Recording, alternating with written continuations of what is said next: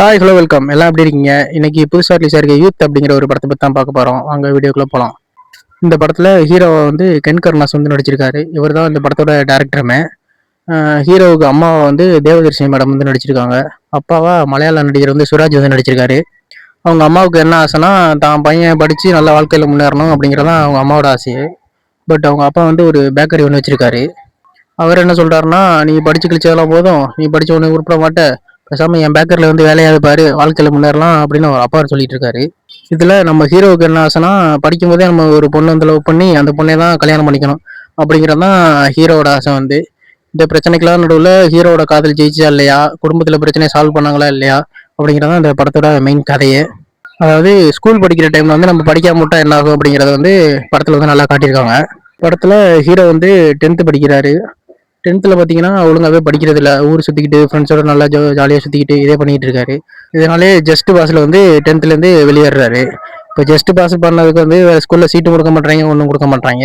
இதை பார்த்துக்கிட்டு இருந்த அவங்க அம்மா ஒரு ஸ்கூலை கண்டுபிடிச்சி, என் பையனை எப்படியாவது இந்த ஸ்கூலில் சேர்த்துங்க, இல்லைனா நான் பால் டாயில் குடிச்சு செத்துரு அப்படின்னு சென்டிமெண்டெல்லாம் பேசி அந்த பையனை வந்து அந்த ஸ்கூலில் சேர்த்து வச்சிடறாங்க ஒரு ஸ்கூலில்.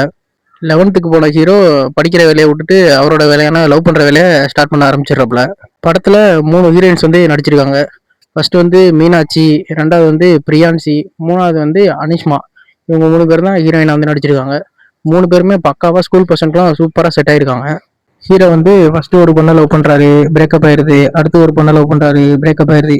இப்படியே லவ் பிரேக்கப்னு ஃபர்ஸ்ட் ஹாஃப் ஃபுல்லா ஓடிடுது. அது இல்லாம ஹீரோக்கு வந்து ஒரு 4 ஃப்ரெண்ட்ஸ் வேற இருக்காங்க. அவங்களோட ஃபுல்லா ஃபன்னா தான் இருக்கும். அது ஃபர்ஸ்ட் ஹாஃப் ஃபுல்லா ஃபன்னு, காமெடி, லவ் இதையே தான் ஓடிட்டு இருந்துச்சு ஃபுல்லா. படத்துக்கு இன்னொரு ப்ளஸ் பாயிண்ட் என்னன்னா, ஜிவி பிரகாஷோட மியூசிக்.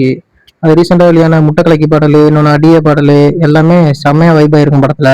இன்ட்ரோல் சீன் வந்து படத்துல நல்ல ஒரு ட்விஸ்டா இருக்கும் படத்துல. அதுக்கப்புறம் தான் படமே கொஞ்சம் சூடு பிடிக்கும். செகண்ட் ஹாஃப்லாம் நல்ல ஃபயர் ஆன்ல கொஞ்சம் ஸ்பீடாக தான் ஓடிட்டு இருக்கும். படம் கிளைமேக்ஸ் வரையுமே லவ் பிரேக்கப் இதை பற்றி தான் சொல்லிட்டு இருந்திருப்பாங்க.